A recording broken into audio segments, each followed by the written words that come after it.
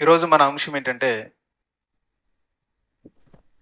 తండ్రి, కుమార, పరిశుద్ధాత్మలు గురించిన అవగాహన. తండ్రి, కుమార, పరిశుద్ధాత్మల గురించిన అవగాహన.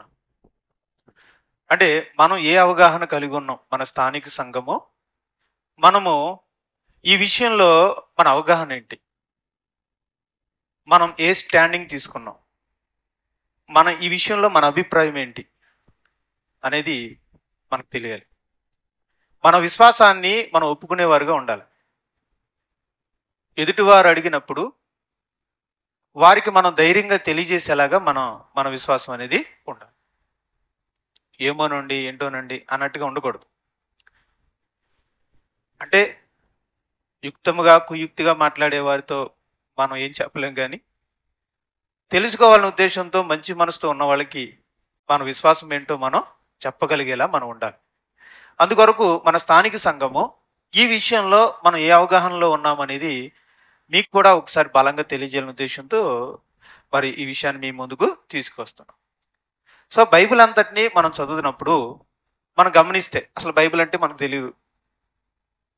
మనం ఎవరో అన్ని జనులు అనుకుందాం. మొట్టమొదటిగా ఈ క్రైస్తవ్యం మనకు పరిచయమైనప్పుడు మనకు తెలిసిందల్లా ఏంటంటే యేసుక్రీస్తు. యేసుక్రీస్తు వారు దేవుడట, మన కొరకు వచ్చి పాపం కొరకు చనిపోయాడట, మూడో దినాన్ని తిరిగి లేచాడట, ఆయనట గొప్ప దేవుడట, అద్భుతాలు చేస్తాడట, స్వస్థతలు చేస్తాడట, ఆత్మకు రక్షణ ఇస్తాడట అని చెప్పి వస్తాం. అయితే అలా వచ్చిన మనం బైబిల్ని తెలుసుకునే కొలది, చదివే కొలది మనకి ఎందుకో కొంచెం ముగ్గురు వ్యక్తులు కనపడుతూ ఉంటారు. పాత నిబంధనలో యెహోవా దేవుడని, అలాగే కుమారుడు తండ్రి ఉన్నారు, అలాగే కుమారుడు అని ఉంటుంది, తర్వాత ఆత్మ పరిశుద్ధాత్మ అని ముగ్గురు కనిపిస్తారు. మనం బయట నుంచి చూసినప్పుడు ఎవరు కనిపిస్తున్నారు? ఒకరే కనిపిస్తారు. కానీ క్రైస్తవంలోకి అడుగు పెట్టాక బైబిల్ని తెలుసుకునే కొలది మనకి ఎవరు కనిపిస్తారు? ముగ్గురు కనిపిస్తారు. ఒకరు తండ్రి, మరొకరు కుమారుడు, మరొకరు పరిశుద్ధ. ఇది నేను సృష్టించిన మాట ఏం కాదు, బైబిల్లో ఉంది. ఒకసారి చూద్దాం. మత్తయి సువార్త. మీకు ఇది స్క్రీన్ మీద ఉన్నది కనపడుతుంది అందరికీ? అక్కడ దాకా కనపడుతుంది కదమ్మా? రైట్. దీన్ని బట్టి మీరు రెఫరెన్స్ ముందే తీసేసుకోవచ్చు. మత్తయి సువార్త 28వ అధ్యాయము 19వ వచనం. కాబట్టి మీరు వెళ్ళి సమస్త జనులను శిష్యులనుగా చేయుడి. తండ్రి యొక్కయు కుమారుని యొక్కయు పరిశుద్ధాత్మ యొక్కయు నామములోనికి వారికి బాప్తిస్మం ఇచ్చుచు నేను మీకు ఏ ఏ సంగతులను ఆజ్ఞాపించుతునో. ఇక్కడ మనం ఆలోచిస్తే శిష్యులుగా అవ్వగోరు వారికి బాప్తిస్మం ఇమ్మన్నాడు. ఎవరి నామంలో? తండ్రి యొక్కయు కుమారుని యొక్కయు పరిశుద్ధాత్మ యొక్కయు అని. అందుకే ఇక్కడ మనకి తండ్రి, కుమార, పరిశుద్ధాత్మలు అనే పదాలు నేను సృష్టించినవి కాదు, బైబిల్లోనే ఉన్నాయి. ఓకే. ఇక్కడ మనం గమనిస్తుంటే తండ్రి ఉన్నారు, కుమారుడు అంటున్నారు, పరిశుద్ధాత్మ అంటున్నారు. ఈ మూడు నామాల్లో లేదా ఈ ముగ్గురు యొక్క నామంలో బాప్తిస్మం ఇవ్వమని అంటున్నారు. అలాగే కొరింథీయులకు రాసిన 2వ పత్రిక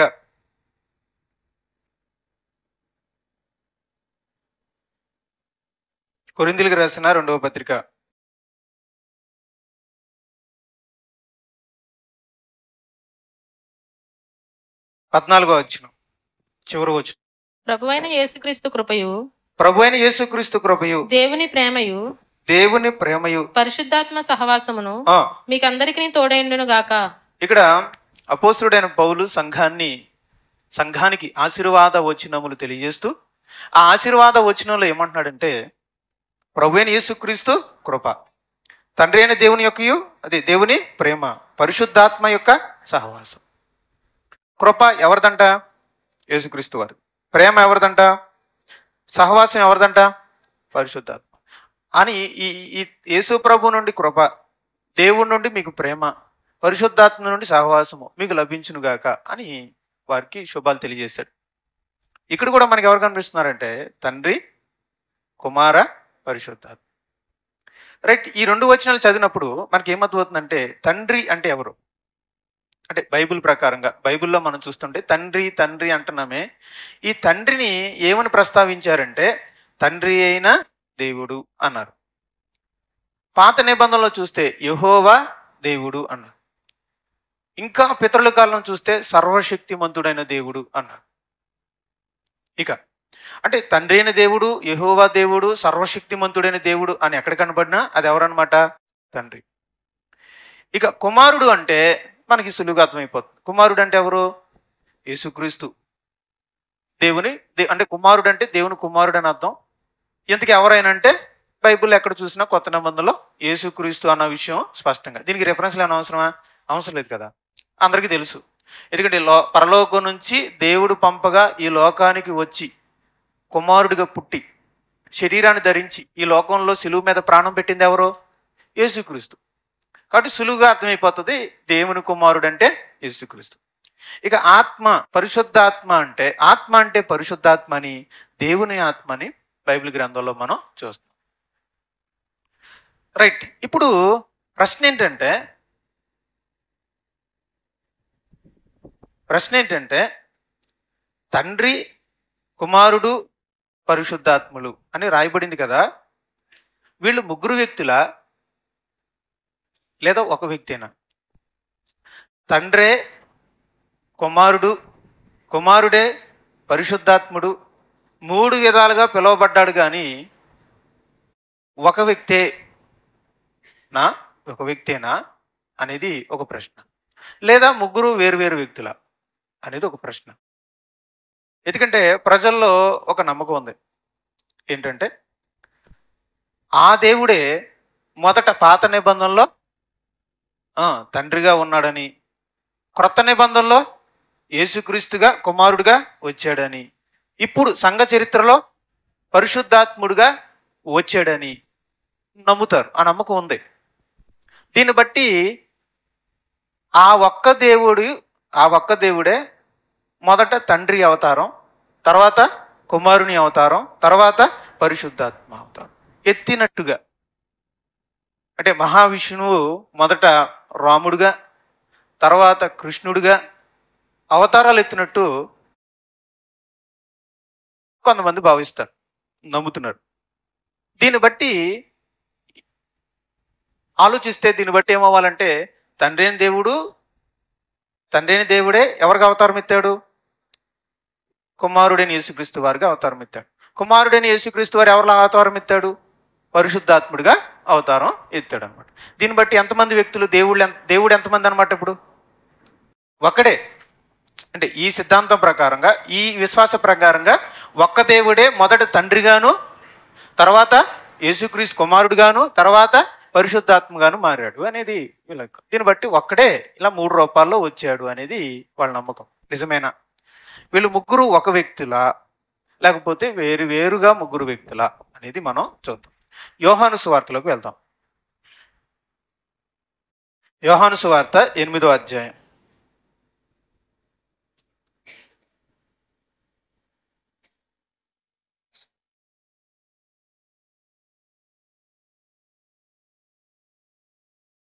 పదిహేడవ వచనాన్ని చదువు. మరియు 2 మనుషుల సాక్ష్యం సత్యమని మీ ధర్మశాస్త్రంలో వ్రాయబడి ఉన్నది కదా.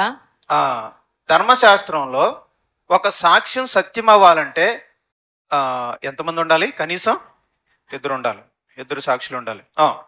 నన్ను గూర్చి నేను సాక్ష్యము చెప్పుకుని వాడను, నన్ను పంపిన తండ్రియు నన్ను గూర్చి సాక్ష్యం ఇచ్చుచున్నాడని చెప్పాను. పరిసయ్యులు యేసుప్రభుని అడుగుతున్నారు, నీ సాక్ష్యం చెల్లదు అన్నారు.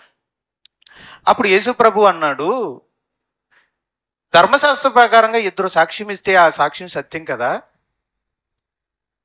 అలా అయితే నా సాక్ష్యము సత్యమే అన్నాడు. ఎలా అంటే, నా గురించి నేను సాక్ష్యం అని చెప్పుకుంటున్నాను, నేను ఒకడిని, నన్ను పంపినవాడు నా తండ్రియు నన్ను గురించి సాక్ష్యం ఇచ్చుచున్నాడు, మేము 2 సాక్ష్యం ఇస్తున్నాం కాబట్టి నా సాక్ష్యం సత్యం అన్నాడు. ఇప్పుడు దీన్ని బట్టి యేసు ప్రభు ఇచ్చే సాక్ష్యం సత్యం అవ్వాలి అంటే 2 ఉండాలి. ఎవరా 2? ఒకరు తండ్రి, ఇంకొకరు కుమారుడు. అంటే వీళ్ళిద్దరూ 2 ఒకరనా? 2. లేదంటే యేసు ప్రభు చెప్పిన మాట అబద్ధం అవుతుంది మరి. తండ్రే కుమారుడిగా వస్తే అప్పుడు ఇద్దరు చెప్పే సాక్ష్యం ఎంత అవుతుంది? ఒకటే అవుతుంది. ఇద్దరు సాక్ష్యం ఎలా అవుతుంది? అంటే తండ్రి వేరు, కుమారుడు వేరు, ఇద్దరు సాక్ష్యం ఇస్తున్నారు. కాబట్టి వాళ్ళు ఇద్దరు ఒక్కరు కాదు అనేది మనకి ఇక్కడ తెలుస్తుంది.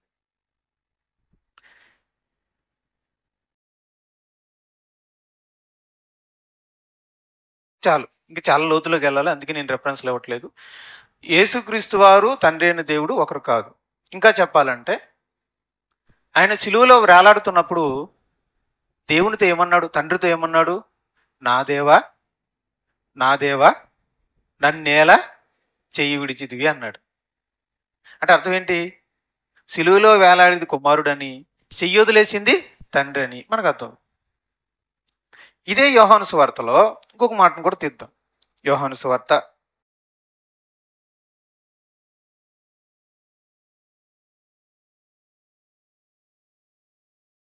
16వ అధ్యాయము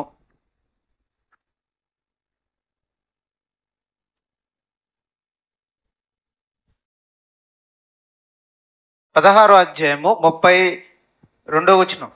16వ అధ్యాయం 32వ వచనం. ఇదిగో మీలో ప్రతివాడును ఎవని ఇంటికి వాడు చెదిరిపోయి నన్ను ఒంటరిగా విడిచిపెట్టు గడియ వచ్చుచున్నది, వచ్చే ఉన్నది. అయితే తండ్రి నాతో ఉన్నాడు గనుక నేను ఒంటరిగా లేను. యేసు ప్రభు అంటున్నాడు, మీరందరూ 12 మంది శిష్యులు మీరు వదిలేసి వెళ్ళిపోతారు. నేను ఒంటరివాడిని అయిపోతాను, ఒక్కడిని అయిపోతాను. అలానే నేను ఒక్కడిగాను, నేను అలానే ఒంటరిని అయిపోను. ఎందుకంటే నాకు తోడుగా ఎవరున్నారు? తండ్రి. అంటే యేసు ప్రభుకి తోడుగా ఎవరున్నారంట? తండ్రి ఉన్నాడు. అంటే ఇప్పుడు యేసు ప్రభు తండ్రి ఇద్దరు కదా. మా ఒంటరి, ఒక్కడిగా ఉంటే ఒంటరి, ఇద్దరు ఉంటే ఒంటరి కాదు. కాబట్టి నేను ఒంటరి కాను అన్నాడు అంటే ఈయన వేరు, ఆయన వేరు, కుమారుడు వేరు, తండ్రి వేరు. కుమారుడికి తండ్రి ఉంటాడట, తోడుగా ఉంటాడంట. అప్పుడు ఇద్దరు కలిసి ఉంటారట. అప్పుడు నేను ఒంటరిని కాదని కుమారుడు అంటున్నాడు. ఒకవేళ తండ్రే కుమారుడు అయితే, తండ్రే కుమారుడుగా వచ్చుంటే అప్పుడు యేసుప్రభు ఏమయ్యేవాడు? ఒంటరి వాడు అయ్యేవాడు. నేను ఒంటరిని కాదు, నాకు తోడుంది, నాకు ఇంకొకరు తోడున్నారు. ఎవరైనా? నా తండ్రి అంట. కనుక తండ్రి కుమారులు ఇద్దరు ఒక వ్యక్తి కాదు, ఇద్దరు వేరు వేరు వ్యక్తులు. ఇలా ఎన్ని చెప్పమన్నా చెప్తాను. ఓకేనా? రైట్. ఇప్పుడు ఇంకొకరి దగ్గరికి వెళ్దాం, ఇంకొక ఇద్దరి దగ్గరికి వెళ్దాం. ఈ కుమారుడు పరిశుద్ధాత్మ ఒక వ్యక్తి చూద్దాం. అది కూడా యోహాను సువార్త 16వ అధ్యాయము, యోహాను సువార్త 16వ అధ్యాయము 7వ వచనాన్ని ఒకసారి చూద్దాం. అయితే నేను మీతో సత్యము చెప్పుచున్నాను, నేను వెళ్ళిపోవటం వలన మీకు ప్రయోజనకరము. నేను వెళ్ళని ఎడల ఆదరణకర్త మీ యొద్దకు రాడు, నేను వెళ్ళిన ఎడల ఆయనను మీ యొద్దకు పంపుదును. ఎవరిని? ఆదరణకర్త అంటే ఎవరు? పరిశుద్ధాత్మ. ఇక్కడ యేసుప్రభు అంటున్నాడు, నేను పరలోకానికి వెళ్ళి పరిశుద్ధాత్మలాగా మారి వస్తానంటున్నాడా, లేకపోతే నేను వెళ్ళి ఆయన పంపిస్తానంటున్నాడా? నేను వెళ్ళి పంపిస్తాను. అంటే ఇప్పుడు ఆదరణకర్త పరిశుద్ధాత్మ ఎక్కడున్నాడని? తండ్రి దగ్గర ఉన్నాడని. ఇప్పుడు ఈయన ఎక్కడికి వెళ్తున్నాడని? తండ్రి దగ్గరికి వెళ్తున్నాడు. తండ్రి దగ్గరికి వెళ్ళి ఆయన వెళ్ళిపోయి ఎవరిని పంపిస్తానంటున్నాడు? మీరేం కంగారు పడకండి, నేను వెళ్ళిపోతున్నానని, దిక్కులో లేనుమని, ఒంటరి వాళ్ళం అయిపోతున్నామని బాధపడకండి.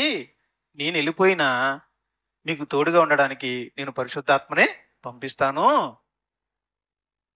ఈ ఆదరణకర్త వెళ్ళిపోతాడని బాధపడకండి, మీకోసం మరొక ఆదరణకర్తనే పంపిస్తాను అని చెప్తాడు.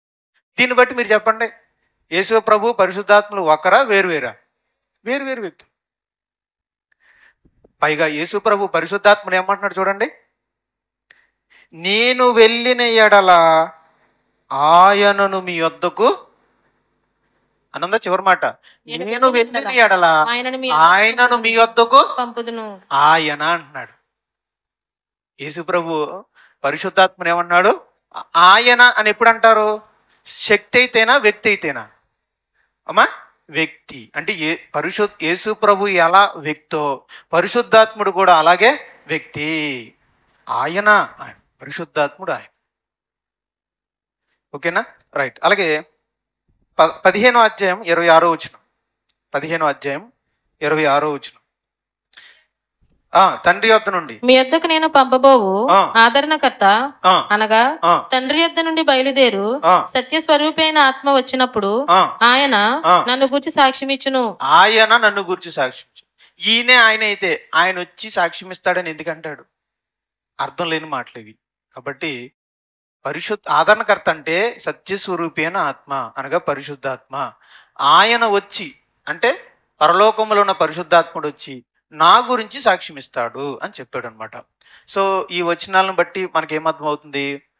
కుమారుడు వేరు, పరిశుద్ధాత్ముడు వేరు. కుమారుడు ఒక ఆయన, పరిశుద్ధాత్ముడు మరొక ఆయన. వీరిద్దరూ వేరు వేరు వ్యక్తులు. ఓకేనా? రైట్, వేరు వేరు వ్యక్తులు.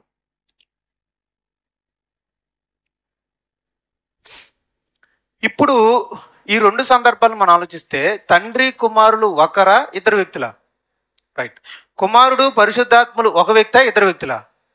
ఇప్పుడు దీన్ని బట్టి చెప్పండి, తండ్రి కుమార పరిశుద్ధాత్ములు ఒక వ్యక్తా, ముగ్గురు వ్యక్తులా? అమ్మా కాదు, ముగ్గురా? తర్వాత చూద్దాం. ముగ్గురా ఒకరా? ముగ్గురు. ఓకేనా? ముగ్గురు వ్యక్తులు, ముగ్గురు వ్యక్తులు. అందుకే మనం గమనిస్తే యేసు ప్రభు బాప్తీసం తీసుకున్నప్పుడు ముగ్గురు కనిపిస్తారు. ఎలా గమనిస్తారో చూడండి ఒకసారి. మత్తయి సువార్త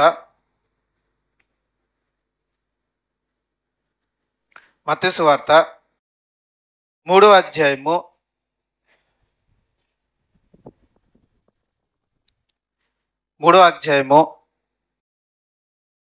16వ వచనాన్ని మనం చూద్దాం. యేసు బాప్తిసం పొందిన వెంటనే నీళ్లలో నుండి ఒడ్డునకు వచ్చెను. బాప్తిసం తీసుకొని ఒడ్డు మీద నిలబడింది ఎవరు? యేసు కుమారుడు, యేసుక్రీస్తు. ఇదిగో ఆకాశము తెరవబడిను, దేవుని ఆత్మ పావురం వలె దిగి తన మీదకి వచ్చుట చూచెను. రైట్. నెంబర్ 2, క్షమించండి, దేవుని ఆత్మ పావురంలా యేసు ప్రభు మీదకి వచ్చింది. ఓకేనా? అంటే పావురంలా ఆయన మీదకి వచ్చి రాలింది ఎవరు? దేవుని ఆత్మ. అంటే నెంబర్ 2. ఓకే. మరియు ఇదిగో ఈయనే నా ప్రియ కుమారుడు, ఈయన యందు నేను ఆనందించుచున్నానని ఒక శబ్దం ఆకాశం నుండి వచ్చెను. ఆకాశం నుండి వచ్చింది, అంతేగాని తన మీద వ్రాలిన పరిశుద్ధాత్మ నుండి కాదు, ఆకాశం నుండి వచ్చింది. ఈయనే నా ప్రియ కుమారుడు అంటే ఎవరిని ఉద్దేశించి అంటున్నాడు? యేసు ప్రభుని ఉద్దేశించి ఈయన నా ప్రియ కుమారుడు, ఈయన యందు నేను ఆనందించుచున్నాను అని అంటున్నది ఎవరన్నమాట? తండ్రి అని. ఇప్పుడు యేసు ప్రభు బాప్తిసం తీసుకున్న సందర్భంలో గట్టి మీద కుమారుడు ఉన్నాడు, పావురంలాగా వచ్చింది పరిశుద్ధాత్మ, ఇదిగో నా ప్రియ కుమారుడు అని తండ్రి అంటున్నాడు. ఒకే సమయంలో తండ్రి ఉన్నాడు, కుమారుడు ఉన్నాడు, పరిశుద్ధాత్ముడు ఉన్నాడు. కాబట్టి ముగ్గురు వేరు వేరు వ్యక్తులా, ఒక వ్యక్తేనా? వేరు వేరు వ్యక్తులు. తండ్రి వేరు, కుమారుడు వేరు, పరిశుద్ధాత్ముడు వేరు. ఓకేనా? అంటే తండ్రి వేరు, కుమారుడు వేరు. సో ఆయన ఒక వ్యక్తి, ఈయన ఒక వ్యక్తి. సపరేట్ పర్సన్స్ అంతే. ఆయన ఆత్మ వేరు, ఈయన ఆత్మ వేరు. ఎందుకని? తండ్రి నా ఆత్మను నీ చేతికి అన్నాడంటే యేసు ప్రభుకున్న ఆత్మ వేరు, తండ్రికి ఉన్నటువంటి ఆత్మ వేరు. మరి ఆత్మలే వేరైనప్పుడు వ్యక్తులు కూడా వేరే, ఇంకా వేరే. అంటే యేసు ప్రభుకున్న ఆత్మ వేరు, ఆయన ఆత్మ ఆయన ఆత్మే. తండ్రికున్న ఆత్మ వేరు, తండ్రిదే. పరిశుద్ధాత్మకున్న ఆత్మ ఆయనదే. ముగ్గురుది 3 ఆత్మలు, ముగ్గురు వ్యక్తులు. ఓకేనా? రైట్. తండ్రి ఉన్నాడు, కుమారుడు ఉన్నాడు, పరిశుద్ధాత్ముడు ఉన్నాడు. ఓకే, ముగ్గురు 3 వ్యక్తులు. ఇప్పుడు కన్ఫ్యూజన్. ఇంతకీ మనకి దేవుడు ఎవరు, తండ్రి ఎవరు, కుమారుడు ఎవరు, పరిశుద్ధాత్ముడు ఎవరు, ఎవరిని ఎవరిలా తీసుకోవాలి, ముగ్గురిని కలిపి తీసేసుకోవాలా అని గందరగోళం ఏర్పడుతుంది. ఆ గందరగోళానికి తెర తీస్తూ అపోస్తుల బోధలోనికి వెళ్దాం. అపోస్తుల యొక్క బోధలోనికి మనం వెళ్తే, నాయనా ఈ అపోస్తులారా మాకు కొంచెం ఈ తండ్రి కుమార పరిశుద్ధాత్మల గురించి మాకు వివరించండి అని మనం అడిగితే వాళ్ళు మనకు ఒక వివరణ ఇచ్చారు. సో అపోస్తుల బోధలో ఎవరు అంటే తండ్రి ఎవరు, కుమారుడు ఎవరు, పరిశుద్ధాత్ముడు ఎవరు చూద్దాం. మొదటిగా కొరింథీయులకు రాసిన మొదటి పత్రిక ఆకాశమందైనను ఆ, భూమి మీదనైనను ఆ, దేవతలు అనబడినవి ఉన్నను మనకు ఒక్కడే దేవుడున్నాడు. మనకి అంటే ఇక్కడ ఉద్దేశం అపోస్తుల బోధ ప్రకారం మనం అన్నారంటే క్రైస్తవులు అని అర్థం. క్రైస్తవులకు ఒక్కడే దేవుడు, మనకి ఒక్కడే దేవుడు, మనకు ఒక్కడే దేవుడున్నాడు, ఒక్కడే దేవుడు ఉన్నాడు, ఆయన తండ్రి. ఆయన తండ్రి. అంతే. అపోస్తుల బోధ ప్రకారము క్రైస్తవులకు దేవుడు ఎవరంటే ఈ ముగ్గురులో తండ్రి. ఇంకంతే. అపోస్తులు చెప్పింది మనం ఆలయపడమే. వీళ్ళు ముగ్గురులో తండ్రి, కుమార, పరిశుద్ధాత్మలో మనకు దేవుడు ఒక్కడే. ఆ దేవుడు ఎవరంటే తండ్రి. ఆ తండ్రి ఎవరు? సమస్తము ఆయన నుండి సమస్తమును కలిగిను, ఆయన నుండి సమస్తము కలిగిను, ఆయన నిమిత్తం మనమున్నాము, ఆయన నిమిత్తము మనమున్నాము. అంతే. ఎవరి నుండి అయితే సమస్తం కలిగినవో, ఎవరి నిమిత్తం మనం అందరం ఉన్నామో ఆ పరలోక తండ్రి మనకు దేవుడు. మనకు ఒక్కడే దేవుడు, ముగ్గురు దేవుళ్ళు కాదు. తండ్రి, కుమార, పరిశుద్ధాత్మ ముగ్గురు దేవుళ్ళని కాదు. మనకు ముగ్గురు దేవుళ్ళు లేరు, ఒకరే దేవుడు. ఎవరా ఒక్క దేవుడు అంటే తండ్రి. ఆగండి. అయితే ఇక్కడ అంటే కుమారుడు మనకు దేవుడు కాదా? కాదనే కదా. పరిశుద్ధాత్ముడు మనకు దేవుడు కాదా? కాదనే కదా అర్థం. కాస్త కష్టంగా ఉండొచ్చు, కానీ ఇది వాస్తవం. ఎన్నో వినేసి ఉన్నాం కాబట్టి ఇది కొంచెం కష్టంగా అనిపించవచ్చు, కానీ ఇది వాస్తవం. ఇది వాస్తవం. ఓకేనా? ఎఫెసీయులకు రాసిన పత్రిక 4వ అధ్యాయం. ఎఫెసీయులకు రాసిన పత్రిక 4వ అధ్యాయం 6వ వచనం.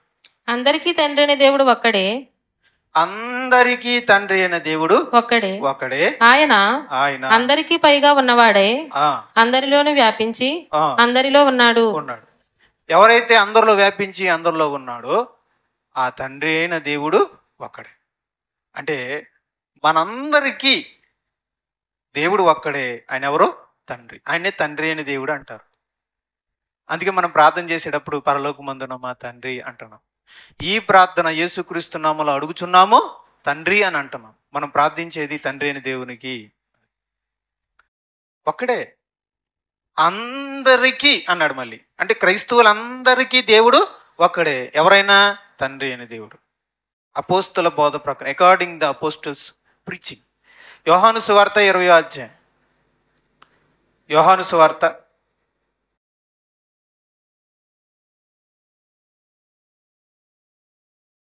20వ అధ్యాయం 17వ వచనం. యేసు ఆమెతో, యోహాను సువార్త 20వ అధ్యాయము 17వ వచనం.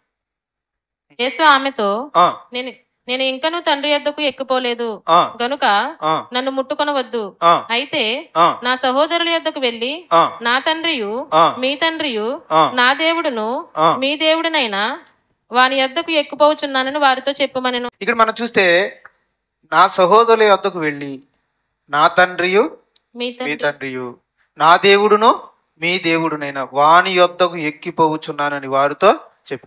యేసు ప్రభు మృతుల్లోంచి తిరిగి లేచిన తర్వాత మొట్టమొదటిగా ఆయన మగ్దలేని మరి కనపడ్డాడు.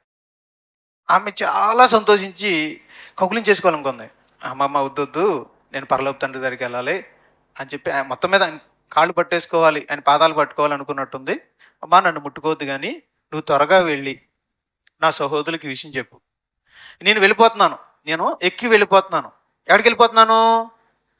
నా తండ్రియు మీ తండ్రి, నా దేవుడు మీ దేవుడు అయినటువంటి ఆ తండ్రి దగ్గరికి వెళ్ళిపోతున్నానని చెప్పాను. కావాలంటే చూడండి, యేసుప్రభు అన్నాడు. అంటే మీకు నాకు తండ్రి ఒక్కడే, మీకు నాకు కూడా దేవుడు ఒక్కడే, కనుక అందరికీ దేవుడు ఒక్కడే. అంతే. ఆ అందరిలో ఎవరున్నారు? నీవు ఉన్నావు, క్రైస్తవులు ఉన్నారు, మనుషులు ఉన్నారు, దేవదూతలు ఉన్నాయి, యేసు ప్రభు కూడా ఉన్నాడు, పరిశుద్ధాత్ముడు కూడా ఉన్నాడు.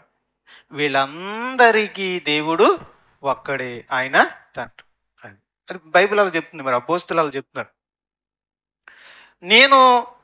నాకు ఈ వాస్తవం జీర్ణించుకోవడం కష్టమైంది మీకులాగే, కానీ ఫైనల్గా బైబిల్ ఏం చెప్తుందో దానికి తలొగ్గాలి కదా, కాబట్టి తలొంచాను. ఓకేనా? యేసు ప్రభు కూడా ఆయనే దేవుడు అంటే కొంతమంది నమ్మట్లేదు. అసలు యేసు ప్రభువే దేవుడు మనకి అని నమ్మే వాళ్ళకి యేసు ప్రభువుకి దేవుడు తండ్రి అని నమ్మడానికి కొంచెం కష్టంగా ఉంది. ఇది నిజమా అని అంటున్నారు. కంగారు పడాల్సిన అవసరం లేదు. కొన్ని రిఫరెన్స్లు చూపిస్తాను, మీకు కూడా అలా అనిపించవచ్చు. కాబట్టి నేను కొన్ని రిఫరెన్స్లు చూపిస్తున్నాను, కావాలంటే రాసుకోండి. ఎఫెసీయులకు రాసిన పత్రిక 1వ అధ్యాయము 3వ వచనం.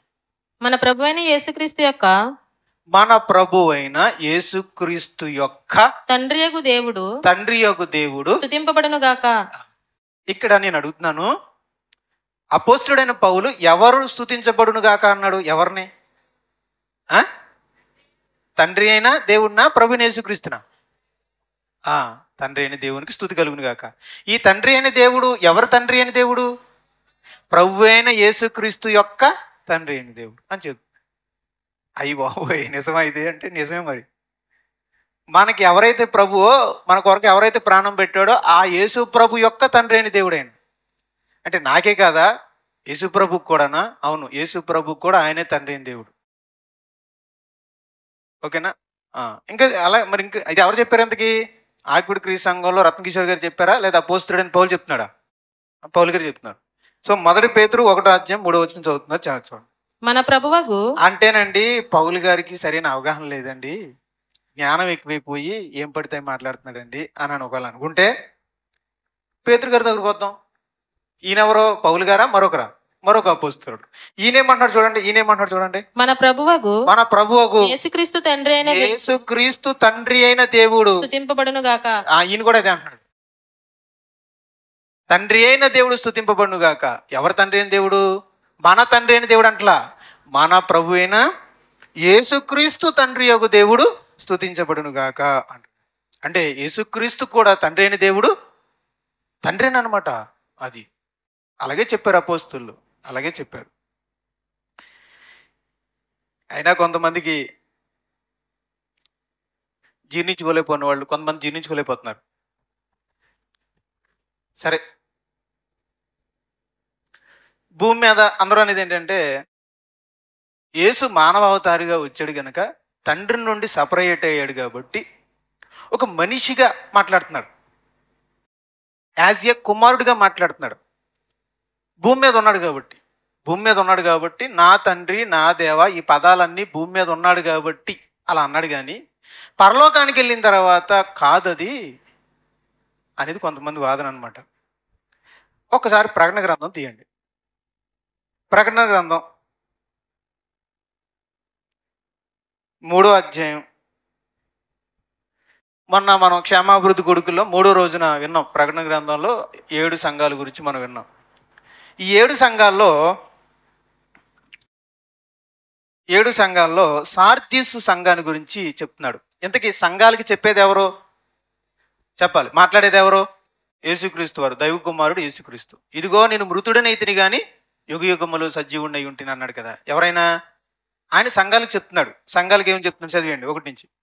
సార్దీసులో ఉన్న సంఘపు దూతకి ఇలాగు వ్రాయము, 7 నక్షత్రములను దేవుని 7 ఆత్మలను గలవాడు చెప్పు సంగతులు ఏమనగా, నీ క్రియలను నేను ఎరుగుదును. ఏమనగా, జీవించుచున్నావన్న పేరు మాత్రమున్నది గాని నీవు మృతుడవే. నీ క్రియలు సార్దీసు సంఘంతో అంటున్నాడు, నీ క్రియలు నా దేవుని ఎదుట సంపూర్ణమైనవిగా నాకు కనబడలేదు. ఏమర్థమైంది మీకు? యేసు ప్రభు అంటున్నాడు, ఓ సార్దీసు సంఘమా, నీ క్రియలు నా దేవుని ఎదుట సంపూర్ణంగా లేవు. ఎందుకే యేసు ప్రభువా నా దేవుడు అంటున్నావు? నీ దేవుడు ఎవరో? తండ్రి. ఇది ఎప్పుడు అన్నాడు యేసు ప్రభు? భూమి మీద ఉన్నప్పుడా? పరలోకానికి వెళ్ళిపోయిన తర్వాత అంటున్నాడా? ప్రకటన గ్రంథం ఎప్పుడు రాయబడింది? యేసు ప్రభు పరలోకానికి వెళ్ళిపోయిన చాలా సంవత్సరాలు. అప్పటికి పౌలు లేడు, పేతురు లేరు, వాళ్ళందరూ చచ్చిపోయారు, ముసలోళ్ళు అయిపోయి చచ్చిపోయారు. యోహాను గారు ఒక్కడే ముదిమి మొసల్లో వణుకుతున్న టైంలో ఉన్నాడు, అప్పుడు రాశాడు ఈ పుస్తకం. అప్పుడు యేసు ప్రభు పరలోకంలోనే ఉన్నాడు, తండ్రితో ఉన్నాడు. తండ్రితోనే ఉండి బాప్తిస్మిచ్చి క్షమించండి అపోస్తలుడైన యోహానుతో దర్శనంలో వచ్చి మాట్లాడుతున్నాడు, ఓ సార్దీసు సంఘమా, నీ క్రియలు నా దేవుని ఎదుట సంపూర్ణంగా కనబడలేదు. ఇప్పుడు అడుగుదాం యేసు ప్రభుని, ప్రభువా నా దేవుడు అంటున్నావు, నువ్వు దేవుడు కదా, నీకు ఒక దేవుడు ఉన్నాడా? ఉన్నాడు. నా దేవుడు మీ దేవుడు అయిన వారి అన్నాడు. అది తండ్రి అనమాట. అదే అపోస్తులు చెప్పారు, మన ప్రభు అయిన యేసు క్రీస్తు యొక్క తండ్రి అయిన దేవుడు స్తుతింపబడును గాక. అలాగ 12వ వచనం కూడా చదవండి. 12వ వచనం కూడా చదవండి. జయించు వానిని. ఇది ఏ సంఘము? 2వ వచనం ఏ సంఘము? ఫిలదెల్ఫియాలో. అమ్మా, ఫిలదెల్ఫియా సంఘంతో అంటున్నాడు. జయించు వానిని నా దేవుని ఆలయములో ఒక స్తంభముగా చేసేదను. అందులో నుండి వాడు ఇక మీదట ఎన్నటికి వెలుపలికి పోడు.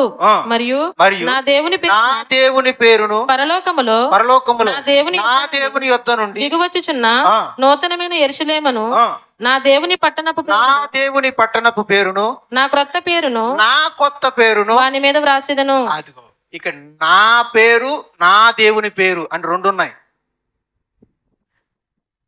ఎవరు? యేసు ప్రభు నా దేవుడు అన్నాడు.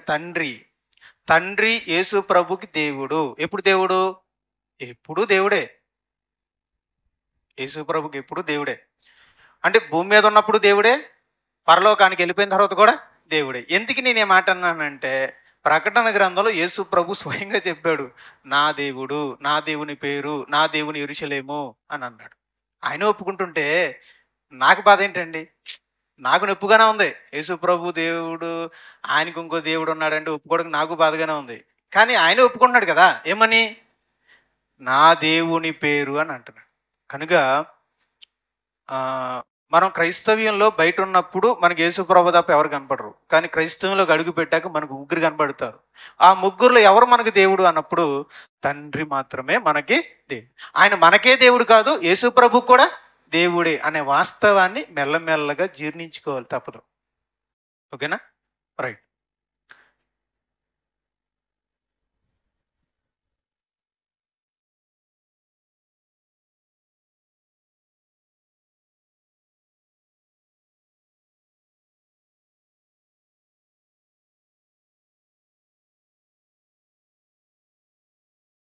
మొత్తానికి మనకేమర్థమైందంటే, తండ్రి అందరికీ దేవుడు, యేసు ప్రభు కూడా దేవుడు. సో లేఖనాలను మనం నమ్ముదాం. అయినా మీకు కంగారేం లేదు. ఇప్పుడు దీన్ని మీరు నమ్మకపోయినా మెల్లమెల్లగా వాక్యాన్ని చదువుతూ బలపడండి, ఆ తర్వాతే నమ్మండి. నేనేమీ రుద్దట్లేదు, బలవంతం చేయట్లేదు. కానీ ఎప్పటికైనా మీరు ఖచ్చితంగా ఇక్కడికే వస్తారు.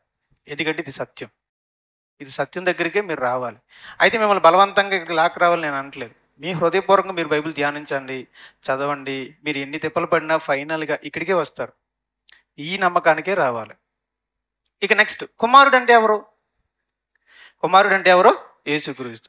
కుమారుడైన యేసుక్రీస్తు ఎవరు అని అంటే, మత్తయి సువార్త 16వ అధ్యాయం. ఈ త్వర తిరిగి తీసిన మీ అందరికీ తెలుసు కాబట్టి, మత్తయి సువార్త 16వ అధ్యాయం 16వ వచనం. అందుకు సీమోను పేతురు, నీవు సజీవుడగు దేవుని కుమారుడైన క్రీస్తు అని చెప్పెను. నీవు సజీవుడవైన దేవుని కుమారుడైన క్రీస్తు అని చెప్పాను. ఏమని చెప్పాడు? సజీవుడగు దేవుని కుమారుడైన క్రీస్తు అని చెప్పాను. క్రీస్తు అన్నాడు. అప్పుడు యేసు ప్రభు ఏమంటున్నాడు? అందుకు యేసు, సీమోన్ బర్యోనా, నీవు ధన్యుడవు. పరలోకమందున్న నా తండ్రి ఈ సంగతి నీకు బయలుపరచనే గాని నరుడు నీకు బయలుపరచలేదు. అర్థం ఏంటండి? కరెక్టే చెప్పావా, రాంగ్ చెప్పావా అని అర్థమా? కరెక్ట్గా చెప్పావు. ఏం చెప్పావు? నేను ఎవరినని చెప్పావు? దేవుని కుమారుడనైన క్రీస్తు. వెరీ గుడ్, బాగా చెప్పావు అన్నాడు. అంతే. దేవుని కుమారుడైన క్రీస్తు. యేసు ఎవరో? దేవుని కుమారుడైన క్రీస్తు. అంతే. తర్వాత యోహాను సువార్త 4వ అధ్యాయం 42వ వచనం. యోహాను సువార్త 4వ అధ్యాయము 42వ వచనం. మా మట్టుకు మేము విని ఈయన నిజముగా లోకరక్షకుడని తెలుసుకొని నమ్ముచున్నామని. ఈయన ఎవరన్నమాట? యేసుక్రీస్తు ఎవరండి? లోకరక్షకుడు. నెక్స్ట్, 1 కొరింథీ 8:6. ఈనాడు చదివాం కదా, 1 కొరింథీ 8:6.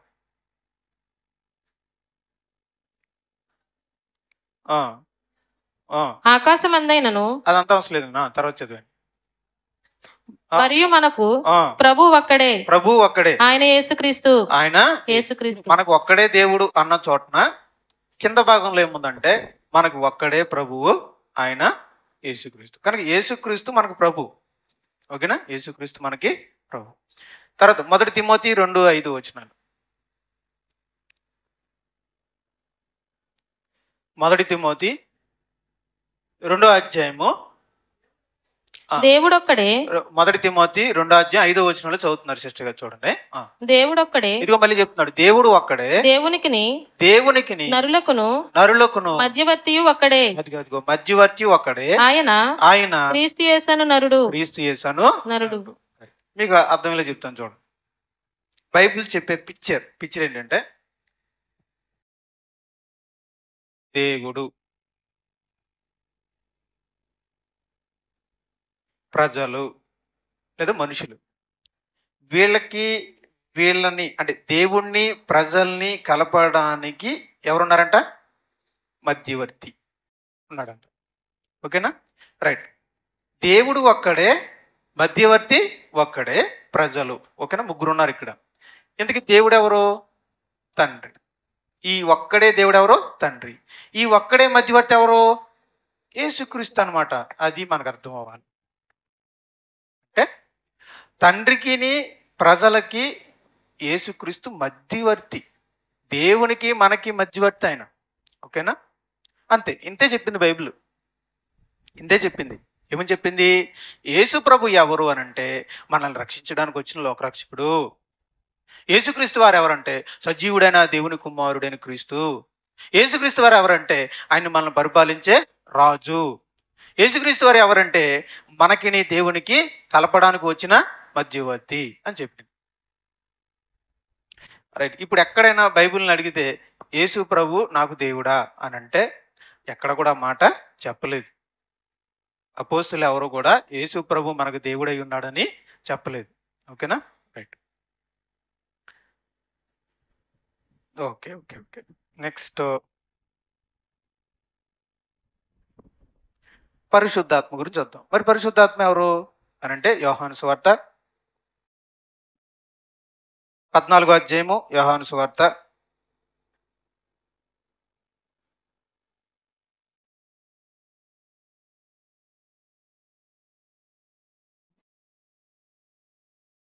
14 నేను తండ్రిని వేడుకొందును మీ యొద్ద ఎల్లప్పుడూ నుండుటకై ఆయన వేరొక ఆదరణకర్తను అనగా సత్యస్వరూపియగు ఆత్మను మీకు అనుగ్రహించును.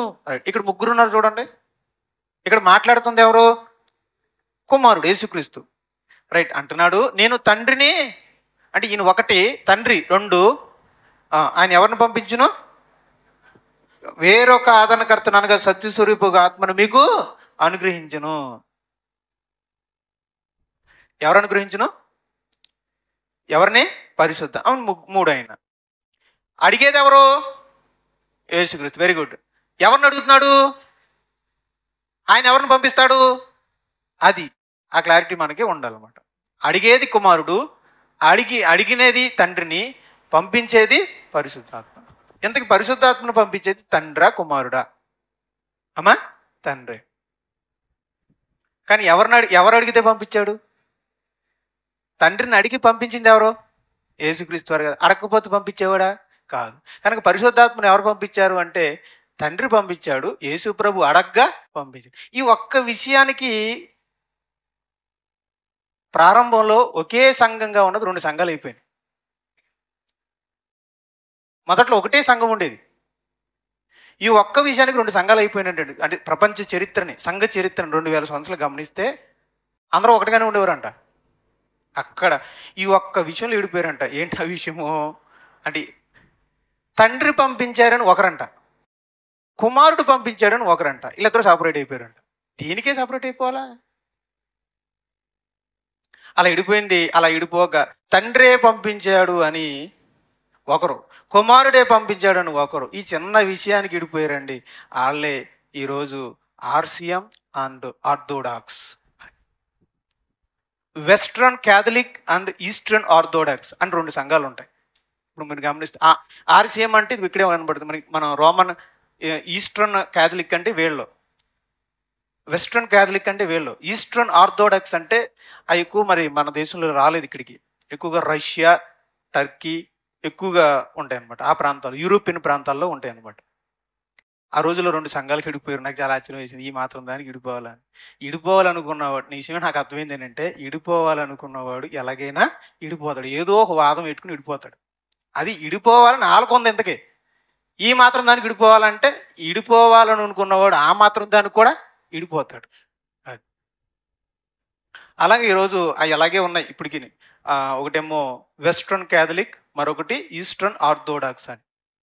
ఓకేనా? మిగతా నమ్మకాలన్నీ ఒకటే. సేమ్ ఇద్దరు ఒకేలాగా ఉంటారు. కానీ ఈయనేమో పరిశుద్ధాత్మని దేవుడు పంపాడంటాడు. తండ్రి పంపించాడంటాడు. ఈయనేమో పరిశుద్ధాత్మని కుమారుడు పంపించాడు అంటాడు. దానికి 2 విడిపోయారు. సరే. ఇక పరిశుద్ధాత్ముడు ఎవరు అనంటే ఈ విషయంలో చాలా క్లియర్‌గా యేసుప్రభు అన్నారంటే, ఆయన వేరొక ఆదరణకర్తను అనగా సత్య స్వరూపి యొక్క ఆత్మను మీకు అనుగ్రహించాను. అంటే పరిశుద్ధాత్ముడు ఎవరంటున్నాడు? వేరొక ఆదరణకర్త అన్నాడు. అసలు ముందున్న ఆదరణకర్త ఎవరో మీరు చెప్పండి? యేసు ప్రభు. అంటే నాలాంటి ఆదరణకర్తను మీకు పంపిస్తాడు. అంటే పరిశుద్ధాత్ముడు మనకి ఏమై ఉన్నాడు? ఆదరణకర్త. అది ఒక ఆదరణకర్తగా ఈరోజు మనల్ని పనిచేస్తాడు. మీకు కావాలంటే పరిశుద్ధాత్ముడు ఏం చేస్తాడు అని కార్యాలు ఏంటంటే, మనకి యూట్యూబ్లో ఒక సబ్జెక్ట్ ఉంది, మీకు తెలియజేస్తాడు. క్లుప్తంగా చెప్పాలంటే, సువార్తను మీ వాక్యాన్ని మీ హృదయంలోకి తీసుకొస్తాడు. మిమ్మల్ని పాపులను ఒప్పుకునేలా చేస్తాడు. విశ్వాసానికి తలొగ్గేలా చేస్తాడు. మిమ్మల్ని విశ్వాస జీవితంలో నడిపిస్తాడు. ఇక్కడ ఎక్కడో రాశాను, పరిశుద్ధాత్మ చేయు కార్యములని ఇక్కడ ఉంటుంది చూడండి. అక్కడక్కడ గోడ మీద రాశాను. ఫస్ట్ గోడ మీద పరిశుద్ధాత్ముడు చేయు కార్యములని. అవన్నీ చేసే పనులు ఆయన ఉన్నాడు. ఈ భూమి మీద దైవ కార్య నిర్వహణలో ఆయన ఉన్నాడు. గురించి చెప్పాలంటే ఎంత సమయం కూర్చున్నాడు. సమయం కాలం ఆ రోజుల్లో లేదు. రక్షణ అనే దాని గురించి చెప్తున్నానండి. రక్షణ అనే దాని గురించి. రక్షణని సిద్ధపరచడానికి తండ్రి అనే దేవుడు చాలా కష్టపడి ప్రణాళిక చేశాడు. అంటే ఓ ప్లాన్ చేశాడు, ప్రణాళికని సిద్ధపరిచాడు. దానికి ఆయన ఎంత కష్టపడ్డాడో, ఎంత టైం తీసుకున్నాడో మనకు తెలియదు. టైమే లేని టైంలో ఎంత టైం తీసుకున్నాడో మనకు తెలియదు. ఎంత కష్టపడ్డాడో మనకు తెలియదు. కానీ రక్షణని సిద్ధపట్టు ప్లాన్ చేసింది ఎవరో? తండ్రి. ఎవరో? తండ్రి అని దేవుడు. రైట్. ఆ ప్లాన్ ప్రకారం ఈ లోకంలోకి వచ్చి సిలువ మీద ప్రాణం పెట్టి కష్టపడి తీసుకొచ్చింది ఎవరో? యేసు ప్రభు. ఇక ఆ రక్షణని, యేసు ప్రభు తయారు చేసిన ఆ రక్షణని నీ హృదయంలోకి తీసుకురావడానికి కష్టపడింది ఎవరు? పరిశుద్ధాత్మ. అది ఎవరి పని వాళ్ళకుంది. ఓకేనా? రక్షణని ప్లాన్ చేసింది, ప్రణాళిక చేసిందేమో తండ్రి, దాన్ని సిద్ధపరిచిందేమో కుమారుడు, దాన్ని మనకు అందించే పనిలో ఉన్నది పరిశుద్ధాత్ముడు. కనుక వారి పనులు ఉంటాయన్నమాట. ఇప్పుడు పరిశుద్ధాత్ముడు పని ఏంటంటే, ఒక పాపికి ఈ రక్షణ అందించాలనే పనిలో ఆయన బిజీగా ఉన్నాడు. ఆయన ఏం ఖాళీగా లేడు. ఆయన చాలా బిజీగా తిరుగుతున్నాడు. ఎలా చెప్పాలంటే, సాతాను ఎలాగైతే గర్జించు సింహం వలె ఎవరిని మృంగుదామా అని తిరుగుతున్నాడో, అలాగే పరిశుద్ధాత్ముడు కూడా ఏ పాపిని ఎలా దక్కించుకోవాలి అని ఆయన కూడా తిరుగుతున్నాడు, పని చేస్తున్నాడు అనమాట. ఓకేనా? కనుక పరిశుద్ధాత్ముడు ఒక ఆదరణకర్తగా, ఒక దైవ కార్య నిర్వహణకుడుగా, ఈ రక్షణను అందరికీ పంపించేవాడిగా చాలా కష్టపడుతూ పనిచేస్తున్నాడు అనమాట. ఆయన పనిచేస్తున్నాడు. తండ్రి ఎవరో, కుమారుడు ఎవరో, పరిశుద్ధాత్ముడు ఎవరో మనం చూసాం. కొన్ని ప్రశ్నలు అడుగుతాను.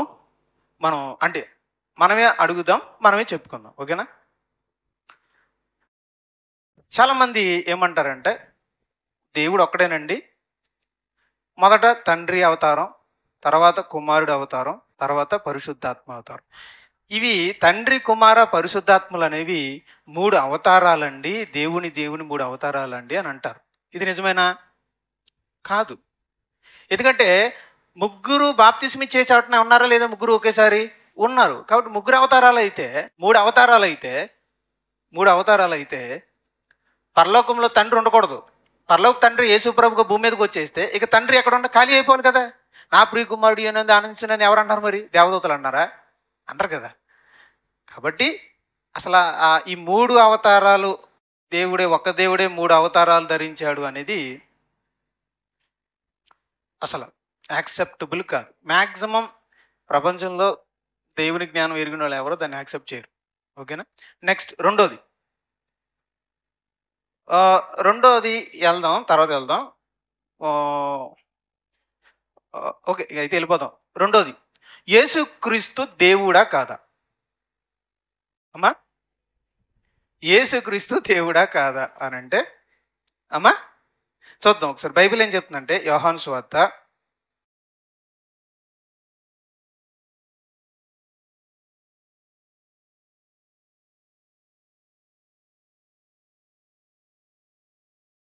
1:1 చూద్దాం. ఆదియందు వాక్యము ఉండెను. ఆదియందు వాక్యము ఉండెను. వాక్యము దేవుని యొద్ద ఉండెను. వాక్యము ఎక్కడుండెను? దేవుని యొద్ద ఉండెను. వాక్యము దేవుడై ఉండెను. రైట్. ఈ వాక్యం ఎవరు? యేసుక్రీస్తు వారు. ఇప్పుడు యేసుక్రీస్తు వారు అని చదవండి. ఆదియందు యేసుక్రీస్తు ఉండెను. యేసుక్రీస్తు దేవుని యొద్ద ఉండెను. ఆగండి. నేను ఇప్పుడు అడుగుతున్నాను, యేసుక్రీస్తు దేవుని యొద్ద ఉన్నాడు అంటున్నారు కదా, ఎవరా దేవుడు? తండ్రి అయిన దేవుడు. ఓకేనా? రైట్. నెక్స్ట్. యేసుక్రీస్తు దేవుడై ఉండెను. అదేంటి? యేసుక్రీస్తు కూడా ఏమై ఉన్నాడు? దేవుడే ఉన్నాడు. అంతే. యేసు ప్రభు దేవుడా కాదా అంటే దేవుడై ఉన్నాడు అని బైబిల్ చెప్తుంది. అలా నీ తండ్రి అయిన దేవుడా అంటే కాదు. తండ్రి అయిన దేవుడు కాదు, కానీ దేవుడు. ఓకేనా? రైట్. నెక్స్ట్, మూడోది. అంటే ఇక్కడ ఏమర్థం అంటే దేవుడై ఉన్న యేసుక్రీస్తు ఈ లోకానికి వచ్చి మనకేమై ఉన్నాడు? ఒక ప్రభువుగా, రక్షకుడుగా, మధ్యవర్తిగా ఉన్నాడు అని అర్థం అనమాట. ఓకేనా? రైట్. మూడోది, యేసుక్రీస్తు అంటే మళ్ళీ ఇక్కడికి వచ్చేసరికి ఇంకోటి ఉందండి. దీని మీద సబ్ క్వశ్చన్లు ఉన్నాయి. యేసుక్రీస్తు దేవుడా కాదని సబ్ క్వశ్చన్స్ ఉన్నాయి. అందులో ఒకటి ఏంటంటే, యేసుక్రీస్తు తండ్రి అయిన దేవుడా? ఆన్సర్ చెప్పండి. తండ్రి అయిన దేవుడు కాదు. తండ్రితో సమానమైన దేవుడా? అమ్మా, సమానమైన దేవుడా? అది మనకు తెలియదు. అదొందా? మనకే తెలియదు. మనకు తెలియనప్పుడు మనం ఎందుకు మాట్లాడతాం? చిన్న దేవుడు అని ఉన్నది ఏంటి? అలా ఏం లేదు కదా. ఆయన సమానమైన దేవుడా కాదు మనకి తెలియదు. కానీ అపోస్తుల బోధలో ఆ స్థాయిలో తండ్రి అయిన దేవుడే పైన ఉన్నాడు. అపోస్తుల బోధ ప్రకారం ఎవరున్నారు? పై స్థాయిలో ఎవరున్నారు? తండ్రి ఉన్నారు. యేసు ప్రభు ఎప్పుడు కిందే ఉన్నారు. ఉదాహరణకు మీరు చెప్తానండి. స్త్రీకి శిరస్సు ఎవరంట? పురుషుడు. పురుషుడికి శిరస్సు ఎవరంట? క్రీస్తుకి శిరస్సు ఎవరంట? తండ్రి అయిన దేవుడు. అంటే దీని ప్రకారంగా ఎవరు ఎక్కువ స్థానంలో ఉన్నారు? పై స్థానంలో ఎవరున్నారు? తండ్రే ఉన్నాడు. అది ఇంకా చెప్పాలంటే కొరింథీయులకు రాసిన మొదటి పత్రిక 15వ అధ్యాయం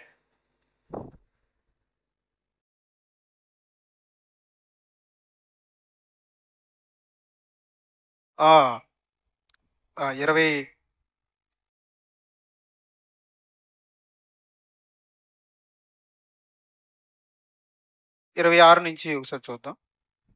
కడపట నశింపజేయబడు శత్రువు మరణము. దేవుడు సమస్తమును క్రీస్తు పాదముల క్రింద లోపరిచి ఉంచెను. సమస్తమును లోపరచబడి ఉన్నదని చెప్పినప్పుడు ఆయనకు సమస్తమును లోపరిచిన వాడు తప్ప సమస్తమును లోపరచబడి ఉన్నదను సంగతి విశదమే. మరియు సమస్తమును ఆయనకు లోపరచబడినప్పుడు దేవుడు సర్వంలో సర్వమగు నిమిత్తము కుమారుడు తనకు సమస్తమును లోబరిచిన దేవునికి తానే లోబడును. అంటే కుమారుడు అంటే యేసుక్రీస్తు తనకి సమస్తము లోపరిచిన దేవునికి అంటే తండ్రికి తానే లోబడును. అంటే దీన్ని బట్టి మనం చూస్తుందంటే యేసు ప్రభు తండ్రికి లోబడున్నాడు. అంటే తండ్రికి పై అధికారాలు ఇచ్చినవాడు ఎవరు? తండ్రి. తీసుకున్నది ఎవరు? యేసు ప్రభు. లోబడుతున్నది ఎవరు? కుమారుడు. ఈ కుమారుడికి పైగా ఉన్నది ఎవరు? తండ్రి. కాబట్టి కొత్త నిబంధనలో అపోస్తులు సూచించిన దాన్ని బట్టి స్థాయిని చూస్తుంటే మనకంటే యేసు ప్రభు పై స్థాయిలో ఉన్నాడు. యేసు ప్రభు కంటే తండ్రి అయిన దేవుడు పై స్థాయిలో ఉన్నాడు. ఓకే, ఇక రెండో దానికి వెళ్ళిపోదాం. అదే యేసుక్రీస్తు అనాదిలో చిన్న దేవుడా, పెద్ద దేవుడా, సమానమైన దేవుడా అంటే మనకి తెలియదు. ఓకేనా? నెక్స్ట్, మూడోది, యేసుక్రీస్తు దేవుడు అంటున్నారు కదా. ఎలా దేవుడయ్యాడు? స్వీయ దేవుడా, ఆపాదన దేవుడా? అంటే తనకు తానుగా దేవుడుగా ఉన్నవాడా, లేకపోతే దేవుడు ఆయన్ని దేవుడిగా చేస్తే దేవుడయ్యాడా? అది రైట్. అది కూడా మనకి తెలియదు. నాకైతే తెలియదు అది. సర్వాధికారం ఇచ్చాడు కానీ దేవుడిగా ఉండమని చెప్పినట్టు ఎక్కడ లేదు కదా. ఆదిలోనే దేవుడిగా ఉన్నాడు ఆయన. ఆదిలోనే దేవుడు అంటే అది మనకి అందనిది పరిమాణం. అంటే ఒకటి మీ మీ భావన నేను ఫైనల్‌లో మాట చెప్తాను. ఇంతకు మించి మనం ఏం మాట్లాడినా అది మన ఎక్స్‌పెక్టేషన్ అనమాట. అంటే మనం అలా భావిస్తున్నాం. ఓకేనా? భావిస్తున్నాం. అంతకంటే ఇంకా. సో, ఎలా దేవుడయ్యాడు అంటే ఆయన స్వీయంగా దేవుడయ్యాడా? దేవుడు ఆయన్ని దేవుడిగా చేస్తే దేవుడయ్యాడా అనేది ఆ అనాదిలో ఏం జరిగిందనేది మనకి తెలీదు. యేసుక్రీస్తు ఎప్పటినుంచి దేవుడు? అది కూడా మనకి తెలీదు. ఆదిలో దేవుడై ఉన్నాడు అంటున్నాడు. మరి అంతకుముందు నుంచి ఎప్పటి నుంచి దేవుడై ఉన్నాడు? మనకు తెలీదు. యేసుక్రీస్తు దేవదూతల్లో ఒకడా? కాదు. యేసుక్రీస్తు తండ్రి అయిన దేవునికి పుట్టాడా? ఎవరికి తెలుసు? ఆనాదిలో ఏం జరిగింది ఎవరికి తెలీదు. తెలీదు అంతే. సైలెంట్. యేసుక్రీస్తు అంటే తండ్రి అయిన దేవునికి పుట్టాడా? లేకపోతే ఆయన ఆది నుండి అనాంతకాలం నుంచి ఆయన కూడా తండ్రి అయిన దేవుళ్ళగా నిత్యత్వం గలవాడా? ఆది అంతం లేనివాడా అని అంటే మనకి తెలియదు. పుట్టుక లేనివాడా? పుట్టినవాడా? పుట్టుక లేనివాడా? ఓకేనా? యేసుక్రీస్తు పరలోకంలో దేవుని కుమారుడా? భూమి మీదకి వచ్చాక దేవుని కుమారుడా అనే ప్రశ్న ఒకటి ఉంది. భూమి మీదకి వచ్చినప్పుడు ఆయన దేవుని కుమారుడు, పరలోకంలో ఆయన దేవుని కుమారుడా కాదంటే రైట్. ఈ విషయం కూడా మనకి పూర్తిగా అవగాహన లేదు. మొత్తానికి ఆయన అంటే ఎలా వచ్చిందంటే అంటే భూమి మీదకి వచ్చాక ఆయన దేవుని కుమారుడు అయ్యాడు అని నేను అంటారు. అయితే ఒకటండి, ఈ విషయంలో 2 మాటలు ఉన్నాయి.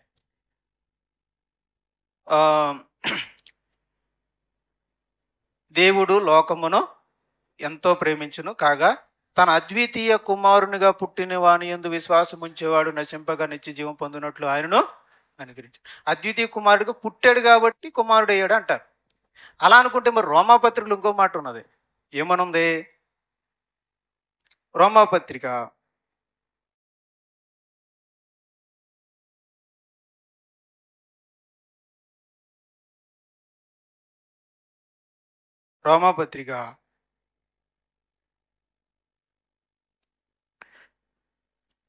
8వ అధ్యాయము 4వ వచనం. అందులో చూడండి, పాప పరిహార నిమిత్తము దేవుడు తన సొంత కుమారుని పాప శరీరాకారముతో పంపి, అంటే పంపాక కుమారుడు కాదు, కుమారుడినే పంపించాడు అని ఉంటుంది. కాబట్టి ఈ విషయాన్ని మనం తేల్చలేం, ఏదో ఒక రెఫరెన్స్ని బట్టి. కానీ ఒకటి, భూమి మీద ఆయన దేవుని కుమారుడే ఉన్నాడు, పరలోకములో కూడా దేవుని కుమారుడై ఉన్నాడా లేదనేది ఒక నిశ్శబ్దం, మనకు తెలియదు. ఉన్నాడని మనం భావిద్దాం మన వరకైతే. ఇక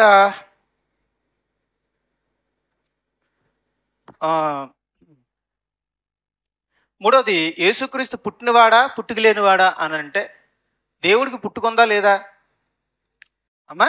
లేదని మనం అనుకో, ఎందుకంటే భవిష్యత్తు కాలంలో ఆయన ఉన్నవాడు కాబట్టి దేవునికి పుట్టుక లేదని మనకు తెలిసిపోతుంది. కానీ యేసు ప్రభుకి పుట్టుకుందా, ప్రారంభం ఉందా లేదా అనేది మనకి తెలియదు. అది మనకి అందని విషయం, బైబిల్ చెప్పలేదు ఆ విషయం. 4వది, 5వది ముందు చెప్పేస్తాడు, పరిశుద్ధాత్మ దేవుడే కాదా? 5వ పాయింట్, పరిశుద్ధాత్ముడు దేవుడే కాదా అమ్మా? రైట్. అంటే దేవుడా అని స్వయంగా లేదు, కానీ డైరెక్ట్గా ఎక్కడ దేవుడు అని రాయబడలేదు, కానీ దేవునితో ఆయన కూడా ఉన్నాడు. తండ్రి, కుమార, పరిశుద్ధ. తండ్రి దేవుడు, కుమారుడు దేవుడై ఉన్నాడు, అంటే పరిశుద్ధాత్ముడు కూడా దేవుడై ఉండొచ్చు అని మనం నమ్ముతున్నాం, అంతే మన భావన. ఎలా చెప్పగలము? ఇన్నాడే అని చూసాం, సత్యస్వరూపియగు ఆత్మ అన్నాడు. మరి సత్యస్వరూపియగు ఆత్మ ఎవరు? తండ్రి సత్యస్వరూపి అని ఆత్మే, కుమారుడు సత్యస్వరూపి అని ఆత్మే, పరిశుద్ధాత్ముడు కూడా సత్యస్వరూపం. అంటే వీళ్ళు ముగ్గురు ఒకే స్వరూపంలో ఉన్నారు. అందుకే ప్రారంభంలో దేవుడేమన్నాడు? మన స్వరూపమందు మన పోలుకు చెప్పున నరులను చేయడం అన్నాడంటే వీళ్ళ ముగ్గురు అంటే తండ్రి, కుమార, పరిశుద్ధాత్మలు ఆదిలోనే ఉన్నారు, ముగ్గురుగా ఉన్నారు. వాళ్ళు ఏమనుకున్నారు? మన ముగ్గురు ఒకే రూపం కదా, మన రూపంలో మనిషిని చేద్దాం అనుకున్నారు. కాబట్టి పరిశుద్ధాత్ముడు కూడా ఆ దేవుని వల్లే, అదే ఆయన కూడా దేవుడై ఉన్నాడు అనేది నమ్ముతున్నాం. డైరెక్ట్గా ఎక్కడ కూడా లేదు. ఇప్పుడు 4కి వచ్చేద్దాం. ఇప్పుడు ట్రెండింగ్ ఏంటంటే తండ్రి, కుమారుడు, పరిశుద్ధాత్మలు ముగ్గురు వేరు ముగ్గురు వ్యక్తులు, అయితే ఒక దేవుడు. ఇది ఇప్పుడు ప్రస్తుతం ట్రెండింగ్. ఇది నమ్ముతున్నారు ఎక్కువ మంది, దాన్నే ట్రెండ్ చేస్తున్నారు. రైట్. ఇది అంటే దీన్ని ఎలా భావించాలి అంటే ఎలా అర్థం చేసుకోవాలి అని అంటే, ఇదిగోండి, ఒక దేవుళ్ళో ముగ్గురు ఉన్నారు, ముగ్గురు వేరే, ముగ్గురు ఒకటి కాదు. తండ్రి, కుమార, పరిశుద్ధాత్మ ముగ్గురు వేరు, కానీ ఒక దేవుడు. అంటే ఒక దేవుళ్ళో ముగ్గురు వ్యక్తులు ఉన్నారు. ముగ్గురు దేవుళ్ళు సమానమైన దేవుళ్ళు, అలానే ముగ్గురు కాదు ఒక దేవుడు. ఓకేనా? అది ఈరోజు నమ్మకం అనమాట. అది ఈరోజు ట్రెండింగ్ అవుతుంది. సమానమైన ముగ్గురు వ్యక్తులు, ముగ్గురు దేవుళ్ళు, అలానే ముగ్గురు కాదు ఒక దేవుడు. అంటే ఒక దేవుడిలో సమానమైన ముగ్గురు వ్యక్తులు ఉన్నారు అనేది ఈరోజు ఎక్కువగా అవుతుంది. ఎక్కువగా ప్రజల మధ్య నమ్మించడానికి ట్రై చేస్తున్నారు. ఇదొక ప్రతిపాదన. అంటే దేవుళ్ళో, ఆ దేవత్వంలో, ఆ దేవుడు అనే ఆ కాన్సెప్ట్లో తండ్రి ఒకరు, కుమారుడు ఒకరు, పరిశుద్ధాత్ముడు ఒకరు అనేది వాళ్ళ యొక్క భావన. ఇది కరెక్టా? ఇది కరెక్టేనా? నిజమేనా? ఒక దేవుళ్ళో ముగ్గురు ఉన్నారా అని అంటే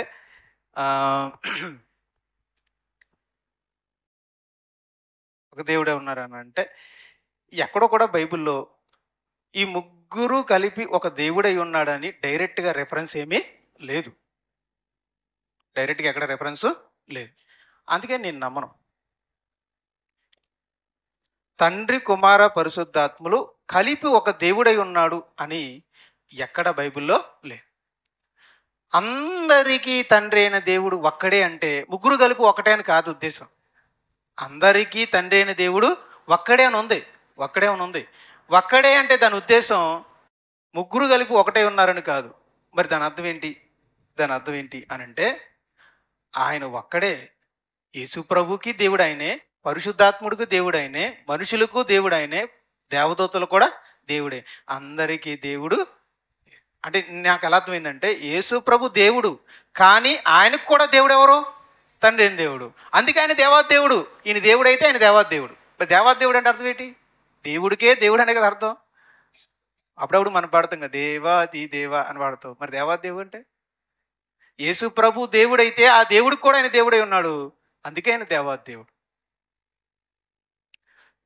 ఓకేనా? కాబట్టి దీన్ని మనం అంగీకరించాలా అంటే ప్రస్తుతానికి మనం అంగీకరించాల్సిన అవసరం లేదు. దాన్ని నమ్మాల్సిన అవసరం ఏమీ లేదు. అంటే దాని మీద మన విశ్వాసం ఏమీ ఆధారపడలేదు. అలా నమ్మమని బైబిల్ ఎక్కడ చెప్పలేదు. అలా నమ్మమని అపోస్తులు ఎక్కడ రుద్దలేదు. దయచేసి గమనించండి. అపోస్తులు ఎక్కడ కూడా ఒక దేవుళ్ళలోనే ముగ్గురు ఉన్నారు, ముగ్గురు కలిపి ఒక దేవుడే ఉన్నారని ఎక్కడ కూడా చెప్పలేదు. సరే, వీటన్నిటిని బట్టి అపోస్తుల బోధ ప్రకారంగా ఎవరేమై ఉన్నారో ఏంటి అనేది మనం నమ్మితే చాలు. ఎక్కువగా ఈ పిక్చర్ వాడతారు. The Father is God, the Son is God, the Holy Spirit is God, but the Father is not the Son is not the Holy Spirit, the Holy Spirit is not the Father. ఈ బొమ్మ ఎక్కువ వాడి explain చేస్తూ ఉంటారు. దీన్ని ఇది కేవలం మనుషుల అభిప్రాయం. ఇదేంటి కేవలం అంటే వాళ్ళగా స్టాండప్ అయ్యారు అనమాట. అంటే యేసు ప్రభువుని తగ్గించడానికి వాళ్ళకి మనసు ఒప్పక ఈ నిర్ణయానికి వచ్చారు. ఓకేనా? అంటే యేసు ప్రభు కూడా దేవుడు ఉన్నాడు, ఆయన తండ్రి ఉన్నాడని అపోస్తులు చెప్పిన దాన్ని ఒప్పుకోవడానికి కొంతమంది ఒప్పుకోలేకపోతున్నారు, జీర్ణించుకోలేకపోతున్నారు. ఏమనంటే యేసు ప్రభుని తక్కువ చేసి మాట్లాడుతున్నారు మీరు అని అంటున్నారు. నేను మాట్లాడటం ఏంటి? అపోస్తులే మాట్లాడుతున్నారు. ఏమని? యేసు ప్రభు కూడా తండ్రి అయిన దేవుడు ఉన్నాడు అని. అంతెందుకు యేసు ప్రభుని తగ్గించింది అపోస్తులే. ఎలా చెప్పమంటారా? స్త్రీకి శిరస్సు ఎవరు? పురుషుడు. పురుషుడికి శిరస్సు ఎవరు? క్రీస్తు. క్రీస్తుకి శిరస్సు ఎవరు? అంటే ఎవరు? తండ్రి అయిన దేవుడిని ఎవరు హెచ్చించారు? నేనా? అపోస్తులే కదా. క్రీస్తు కంటే శిరస్సు అయి ఉన్నాడు తండ్రి అని ఆలే కదా హెచ్చించారు. ఆలే అన్నప్పుడు అపోస్తుల కంటే మనం జ్ఞానులమా? కాదు కదా. Okay, right.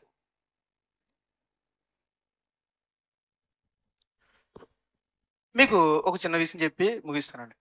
ఇప్పుడు మీకు అర్థమైంది ఏంటి? అపోస్తుల బోధలో ఎవరు అనేది మనం చూద్దాం. ఫస్ట్ నుంచి వద్దాం. మనకున్న అవగాహన ప్రకారం బైబిల్లో మనం చూసినప్పుడు దైవ పురుషులు, దైవ స్వరూపులు ఎంతమంది కనపడతారు? ఫస్ట్ బయట ఉన్న వాళ్ళకి ఎంతమంది కనపడతారు? ఒక్కరే. దేవుళ్ళలోకి వచ్చాక ఎంతమంది కనపడతారు? ముగ్గురు కనపడతారు. ఒకరు తండ్రి, కుమారుడు, పరిశుద్ధుడు. రైట్. వీళ్ళు ముగ్గురు ఒక వ్యక్తే ముగ్గురుగా ఉన్నాడా, లేదంటే ముగ్గురు వేరు వ్యక్తులా అని మనం చూసినప్పుడు మనకేమర్థమైంది? తండ్రి వేరు, కుమారుడు వేరు, పరిశుద్ధ. తండ్రి, కుమార, పరిశుద్ధాత్ములు ఒక వ్యక్తా, ముగ్గురు వ్యక్తులా? ముగ్గురు వేరు వ్యక్తులు. ఓకేనా? రైట్. అపోస్తుల బోధ ప్రకారం మరి ముగ్గురు దైవ స్వరూపులైనప్పుడు ముగ్గురు దేవుడు అంటున్నప్పుడు ఇప్పుడు నేను ఎలా అర్థం చేసుకోవాలి? మరి తండ్రి ఎవరు, కుమారుడు ఎవరు, పరిశుద్ధాత్ముడు ఎవరు అన్నారంటే అపోస్తుల బోధలకు మనం వెళితే అపోస్తులు ఒక టైం టేబుల్ ఇచ్చారు. ఏమనంటే అందరికీ దేవుడు ఒక్కడే, ఆయన తండ్రి అన్నారు. అంటే తండ్రి ఎవరంటే అందరికీ దేవుడు. అందరికీ దేవుడు అంటే యేసుప్రభు కూడా దేవుడు అంటే ఆయన కూడా దేవుడు ఆయనే అని అన్నారు. ఓకే, అక్కడికి వెళ్ళిపోయింది. నెక్స్ట్ మరి కుమారుడు ఎవరండి అంటే యేసుక్రీస్తు అన్నారు. యేసుక్రీస్తు అంటే ఎవరండి అంటే దేవుని కుమారుడైన క్రీస్తు, లోక రక్షకుడు, భక్తుల ప్రభువు, అలాగే మధ్యవర్తి, దేవునికిని మనకిని మధ్యవర్తి ఉన్నాడు అన్నాడు. రైట్. మరి పరిశుద్ధాత్మ ఎవరు అని అంటే, పరిశుద్ధాత్మ అంటే ఎవరు? మరొక ఆదరణకర్త. ఓకేనా? రైట్. ఈరోజు ఈ భూమి మీద ఉండి పని చేస్తుంది ఎవరు? పరిశుద్ధాత్ముడే పనిచేస్తుంది. ఆయన తండ్రి ఒక ఆయన, యేసుక్రీస్తు ఒక ఆయన, పరిశుద్ధాత్ముడు ఒక ఆయన. అది ఇంకంతే. ఓకేనా? రైట్. ఇప్పుడు కన్ఫ్యూజ్ అంతా ఎక్కడ వస్తుంది చూడండి, మీరు గమనించారా? ఏమో తెలియదు, లేదండి ఇదే ఉండొచ్చు, అదే ఉండొచ్చు అనే జవాబులు ఎక్కడ వస్తున్నాయి చెప్పండి? ఎక్కడ వస్తున్నాయి అంటే, ఆదికి ముందు అనే కాడికి వెళ్ళేసరికి, అనాదిలోకి వెళ్ళేసరికి మనకేమొస్తున్నాయి? ఒక ప్రశ్న లేని జవాబులు వస్తున్నాయి. ఎందుకు వస్తున్నాయి అంటే, బైబిల్ ఎక్కడ ప్రారంభమైందంటే, ఆది యందు దేవుడు భూమి ఆకాశములను సృజించెను, అక్కడితో స్టార్ట్ అవుతుంది. కనుక ఈ సృష్టితో ప్రారంభమవుతుంది. కనుక ఈ సృష్టి తర్వాత ఏం జరిగిందో బైబిల్ చెప్తుంది. కనుక ఎవరు ఏంటి ఈ ఆది తర్వాత ఎవరు ఏమై ఉన్నారనేది మనకు అర్థమైపోతుంది. కన్ఫ్యూజన్ ఎక్కడుంది? ఆదికి ముందు అది ఏం జరిగింది మనకు తెలియదు. అక్కడ ఏం జరిగింది మనకేం తెలుసు? ఏయో కొన్ని విషయాలు బైబిల్లో చెప్పింది, కొన్ని విషయాల్లో బైబిల్ ఉన్నాయి తప్ప అన్ని విషయాలు అక్కడ బైబిల్లో లేదు. అంతెందుకు, సాతాను ఎక్కడి నుంచి వచ్చాడు తెలియదు. అంటే ఎలా పుట్టాడు? సాతానుగానే పుట్టాడా, లేకపోతే దేవదూత సాతానులా మారిందా? ఆ అనాదిలో ఏం జరిగింది? క్వశ్చన్. వీటన్నిటికీ జవాబు తెలియాలంటే ఒక రోజు రావాలి. అదేంటంటే మనం పరలోకానికి వెళ్ళాలి. వెళ్తే అన్ని విషయాలు మనకి తెలిసిపోతాయి. ఇప్పుడు అర్జెంటుగా అవి తెలుసుకోవాల్సిన అవసరం ఏమీ లేదు. ఇప్పుడు నేను అడుగుతున్నాను, సాతాను ఎలా పుట్టాడు? దేవదూత సాతానుగా మారిందా, లేకపోతే సాతానుగానే పుట్టిందా అని ఈ ప్రశ్న తెలియకపోతే మనం నరకానికి వెళ్ళిపోతామా? అలా అని పరలోకానికి ఏమైనా వెళ్ళకుండా ఉంటామా? కాదు. ఇప్పుడు అర్జెంటుగా ఏమైనా తెలుసుకోవాలా? ఆడి పుట్టు గురించి తెలుసుకోవాలా, లేకపోతే ఆడితో ఎలా వ్యవహరించాలో తెలుసుకోవాలా? అమ్మా, ఎలాగా వ్యవహరించాలి? ఇప్పుడు సాతానుగాడు ఎలా పుట్టాడు, ఎలా వచ్చాడు మనకు అనవసరం. వచ్చేసాడు మొత్తానికి, వచ్చేసి ఇప్పుడు మనం పీకు తింటున్నాడు. వీడి నుంచి ఎలా మనం తప్పించుకోవాలో, వాడితో ఎలా యుద్ధం చేయాలో మనం తెలుసుకోవడం ముఖ్యం. అలాగే తండ్రి కుమార పరిశుద్ధాత్మలు అనాదిలో ఏం జరిగింది అనేది మనకి తెలియదు. ప్రస్తుతం వారు ఏమై ఉన్నారో, అపోస్తుల బోధ ప్రకారం ఏమై ఉన్నారో అది మాత్రం తెలుసుకుని మన ఆత్మను రక్షించుకుని ప్రభు యొక్క రెండో రాకడికి సిద్ధపడితే చాలు. యేసు ప్రభు వస్తే పరలోకానికి వెళ్తాం. అప్పుడు అడుగుదాం ఏమని? ఇప్పుడు నేను రాసిన ప్రశ్నలో నిజమా? అప్పుడు అడుగుదాం తండ్రిని. అసలు మనం అక్కడికి వెళ్ళగానే మొత్తం జవాబులన్నీ తెలిసిపోతాయి, క్లియర్ కట్గా తెలిసిపోతాయి. ఓకేనా? దాని గురించి వాతావరణంలో వద్దు. మీకు ఒక ఇల్లుస్ట్రేషన్ చేస్తాం. ఇప్పుడండి నేను పలానా సంఘానికి వెళ్తే ఒక అయ్యగారు ఎలా చెప్పాడు నేనంటే, అది ఒక ఇల్లుస్ట్రేషన్. అంటే సో దీన్ని బట్టి అతడు ఊహించాడు అనమాట, అనాథలో ఇలా జరుగుండొచ్చు. ఇప్పుడు పిడి సుందరరావు గారు ఉన్నారండి, ఏమంటారు? తండ్రి అయిన దేవుడికి యేసు ప్రభు మొదటగా పుట్టిన బిడ్డ, పరిశుద్ధాత్ముడు రెండోగా పుట్టిన బిడ్డ అని అంటాడు. ఎలా అన్నాడు ఆయన? అది ఒక ఇల్లుస్ట్రేషన్. అంటే ఆయన ఏమనుకున్నాడంటే, తండ్రి కదా మొదటి నుంచి ఉన్నది, యేసు ప్రభు వచ్చాడంటే ఆయన లేకుండా రాడు కదా. సో మొదట ఆయన పుట్టుంటాడు, తర్వాత పరిశుద్ధాత్ముడు పుట్టుంటాడు, తర్వాత దేవదూతలు పుట్టుంటారు, తర్వాత అని ఆయన ఊహించాడు అనమాట. ఇంకొక ఆయన ఉంటాడు, కాదు ముగ్గురు నిత్యులే, మొదటి నుంచి ముగ్గురు ఉన్నారు అని ఒకరు అంటారు. ఇదంతా కూడా ఏంటంటే, అనాథలోకి వెళ్ళి మనం ఏది చెప్పినా అది ఏమవుద్ది అనమాట? ఊహ అవుతుంది. ఏమవుద్ది? ఊహ అవుతుంది. ఈ ఊహలు ఎందుకు ఇన్ని రకాలుగా ఉన్నాయి? అపోస్తుల ప్రకారం మీ ముగ్గురు ఎవరంటే అందరూ ఒకేలా చెప్తారు. అపోస్తుల ప్రకారం ఈ ముగ్గురు ఎవరంటే కనీస బైబిల్ అవగాహన ప్రతి ఒక్కరూ కూడా నేను చెప్పిన దానికి, మీకు అర్థమవుతుందా? దీనికి అందరూ ఒప్పుకుంటారండి. బైబిల్ తెలిసిన ప్రతి ఒక్కరూ ఒప్పుకుంటారు. దేనికి? ఇప్పుడు నేను చెప్పిన దానికి ఏ బైబిల్ జ్ఞానం, ఏ సంఘము కనీస జ్ఞానం ఉన్నవాడు ఎవరైనా తండ్రి కుమార పరిశుద్ధాత్మలు అపోస్తుల ప్రకారంగా ఏమై ఉన్నారని చెప్తే దీన్ని అందరూ నమ్ముతారు. ఓకేనా? ఎక్కడొస్తుంది వీళ్ళకి గొడవ అంటే, వీళ్ళ ముగ్గురు గురించి అనాథలోకి తీసుకెళ్ళి అక్కడ మాట్లాడుతున్నారు. అక్కడ వీళ్ళకి అర్థం కావట్లేదు. అక్కడికి వెళ్ళేసరికి ఏమవుతుంది? ఒక ఆయన ఎలా అంటాడు, ఒక ఆయన అలా అంటాడు, ఒక ఆయన ఎలా అంటాడు, ఒక ఆయన ఎలా అంటాడు. ఎందుకు ఎలా అంటున్నారు నేను చెప్పనా? ఇప్పుడే చూపిస్తాను చూడండి. ఎందుకు ఎలా అంటున్నారంటే, మీకు ఒక చిన్న పిక్చర్, ఒక దృశ్యాన్ని చూపిస్తాను. ఎందుకు ఎలా అంటున్నారంటే,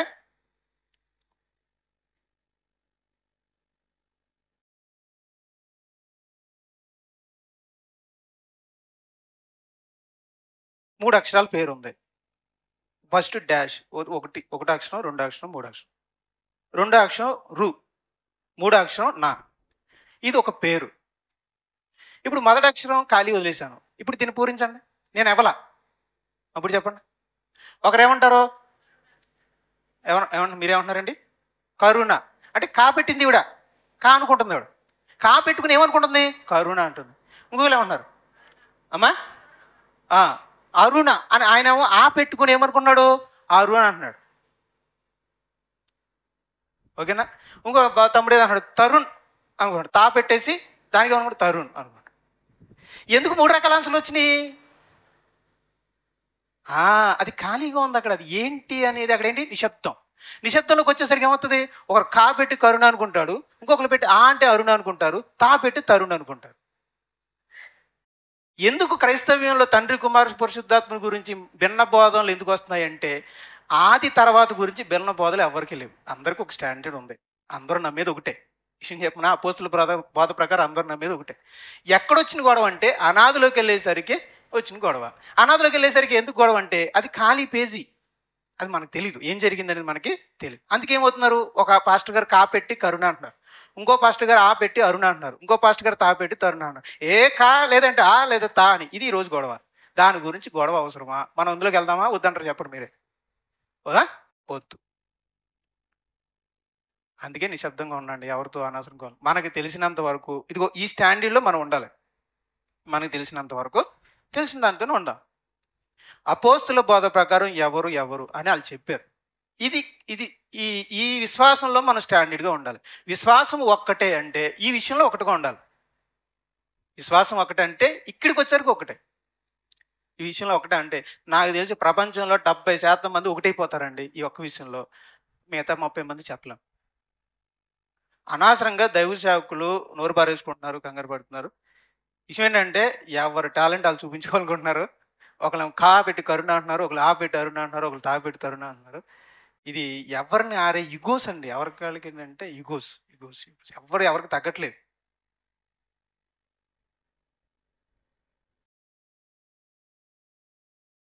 సరే, నాకు అంత ఇగో లేదు కాబట్టి నేను ఆ విషయంలో అనవసరం కలిగి చేసుకోవాల్సిన అవసరం నాకు లేదు. నాకు తెలిసిందల్లా ప్రస్తుతానికి తండ్రి కుమారుడు పరిశుద్ధాత్మ ఒకరు కాదు ముగ్గురని. తండ్రి ఏమై ఉన్నాడో నాకు తెలుసు, అపోస్తులే చెప్పారు. కుమారుడు ఏమై ఉన్నాడో మనం తెలుసుకున్నాం, పరిశుద్ధాత్ముడు ఏమై ఉన్నాడో మనం తెలుసుకున్నాం. బైబిల్ చెప్పినంత వరకు మనం తెలుసుకొని దాన్ని నమ్మిన దాని ప్రకారంగా భయభక్తులతో జీవిస్తే చాలు. వీళ్ళు ఎంతకాడికి వెళ్ళిపోయారు అంటేనండి, చాలా చదస్తంగా వెళ్ళిపోయారు. అనాథలో ఈ ముగ్గురు గురించి వాదాలు ఆడుకుంటూ ఇది నమ్మకపోతే నరకానికి వెళ్ళిపోతారు. అక్కడికి వెళ్ళిపోయారండి చివరికి. ఎంతకాడికి వెళ్ళిపోయారంటేనండి, ఒకటే సంఘం పేరు, ఈ సంఘం పేరు ఆ సంఘం పేరు ఒకటే. వీళ్ళకి బాప్తీసం, ఇక్కడ బాప్తీసం తీసుకున్న వాళ్ళకి అక్కడికి వెళ్తే మళ్ళీ బాప్తీసం ఎత్తున్నారు, కర్మ కాకపోతే. అక్కడి నుంచి ఇక్కడికి వచ్చిన వాళ్ళకి మళ్ళీ బాప్తీసాలు ఎత్తున్నారు. నువ్వు నమ్మింది కరెక్ట్ కాదా? ఎంత రోత పని ఉంటుంది, ఎంత రోత పని. ఎంత చిరాకైన పని అండి అది, చిరాకైన పని. ఇది ఇక్కడ వరకు ఇతర సమానం ఎంతకి. ఈ సంఘము ఇదే నమ్ముతారు, ఆ సంఘము ఇంతవరకు అదే నమ్ముతారు. ఎక్కడొచ్చింది గొడవ అంటే వీళ్ళ ముగ్గురు ప్రారంభం నుంచి అక్కడికి వెళ్ళిపోతారు. అనాదిలో వచ్చింది గొడవ వీళ్ళకి. దానికి ఒకటే పేరు సంఘానికి, ఆ సంఘానికి ఈ సంఘానికి ఒకటే. కానీ దౌర్భాగ్యం ఏంటంటే కలిసి ఉండరు. ఆ ఊరు ఎవరైనా వెళ్ళారనుకో, అక్కడ నువ్వు విన్నది బోధ తప్పు అని మళ్ళీ వాళ్ళ బోధ ఎక్కించి మళ్ళీ బాప్తీసం ఎత్తారు. ఇక్కడి నుంచి ఆ ఊరికి వెళ్ళారనుకోండి, ఆడికి మళ్ళీ బుర్రవాసి చేసి నువ్వు విన్నది తప్పు, అది నరకానికి వెళ్ళిపోతావు, ఆ బోధ అంటే నువ్వు మళ్ళీ తీసుకోవాలి అని అంటారు. కాబట్టి ఇప్పుడు అంతగాడికి వెళ్ళిపోయారండి, అంత శాతం అవసరం.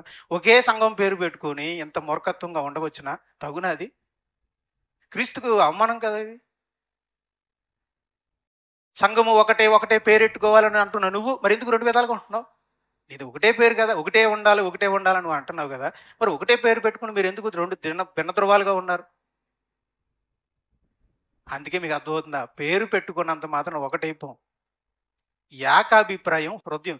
ఆనాడు విశ్వసించిన వారందరూ ఏక హృదయమును ఏకాత్మైన. హృదయంలో ఏకమవ్వాలి. పేర్లు పెట్టుకుంటే ఏముంది? పేర్లను బట్టి ఒకటైపోతాం. ఒకటే పేరు పెట్టుకుని ఏలూరులో ఉన్నవాళ్ళు విజయవాడతో కలవరు, ఒకటే పేరు పెట్టుకొని విజయవాడలో ఉన్నవాళ్ళు హైదరాబాద్తో కలవరు. మళ్ళీ ఒకటే పేరు పెట్టుకుని హైదరాబాద్ వాళ్ళతో ఆ సంఘం కాదు అని అంటారు. ఏలూరులో పట్టుకుని అక్కడికి వెళ్ళకంటే అది సంఘమే కాదు అని అంటారు. మరి ఒకటే పేరు పెట్టుకుని ఒకటికి ఎక్కడ ఉంటున్నారు? ఇది పెద్ద ట్రాష్, కంగారు పడకూడదు. ఒకటే పేరు పెట్టుకొని 2 విధాలుగా ఉండడం కంటే వాక్యానుసారముగా అసలు పేర్లు అనేదే పక్కన పెట్టేసి ఏకాభిప్రాయానికి రావడం చాలా మంచిది. ఏక హృదయం ఏకాత్మ ఎక్కడి నుంచి వస్తుంది? అందని విషయాలకు వెళ్తే రాదు. అందే విషయాలు ఇక్కడికి వస్తే వస్తుంది. అందినంత ఎక్కడి వరకు, ఎంతవరకు అందింది మనకి? ఇదిగో ఇక్కడ ఈ పేజీ అంతా మనకు అందింది, దీన్ని గట్టిగా పట్టుకో. ఈ విషయంలో మనం ఏకాభిప్రాయం అయితే చాలు. మరండి అంతకు మించిన విషయంలో, అనాది విషయంలోకి వెళ్ళకు, అనాదిలోకి వెళ్ళకు. ఇక్కడే ఉండు, ఆదిలోనే ఉండు, ప్రస్తుతం ఉండు, ఏమి నమ్మాలో అది నమ్ము.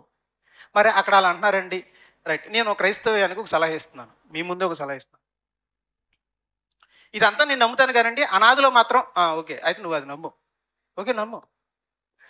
ఇదంతా నమ్ముతాను కానండి, అనాదులు అదండి అని అన్నావు అనుకో, నువ్వు అది నమ్ము. అక్కడ కూర్చో. నువ్వు ఇది నమ్ము, నువ్వు కూర్చో. ఆడిని తిట్టమోక, నువ్వు ఆడిని తిట్టమోక. ఇది నమ్మారు ఇద్దరు కలిసి ఈ విషయంలో ఏకభావం కలిగి ఉండండి. రక్షణ కలిగించే విశ్వాసం ఏది? ఇదే కదా. దాని మీద ఆధారపడలేదు కదా. అనాదిలో ఏమై ఉన్నారని దాని మీద ఆధారపడలేదు కదా. ప్రస్తుతం వారు ఏమై ఉన్నారని దాని మీద ఆధారపడ్డది కనుక ఈ విషయంలో మనందరం ఏకభావం కలిగి ఉందాం. ఎంత బాగుందండి ఇది. రైట్, ఓకేనా? ఇది అందుకే బైబిల్ చెప్తుంది, తన కుమారుని జ్ఞానం విషయంలో ఏకత్వం పొందేంత వరకు అని అంటాడు. కనుక ఈ ఎంతవరకు అంటే ఇంతవరకు అనమాట. ఓకేనా? శ్యామం.